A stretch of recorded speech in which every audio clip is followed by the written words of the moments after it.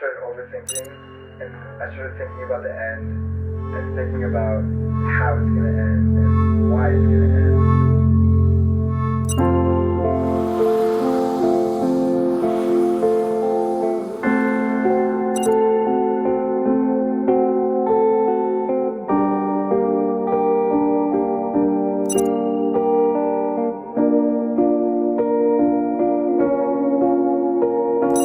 Just before the night escapes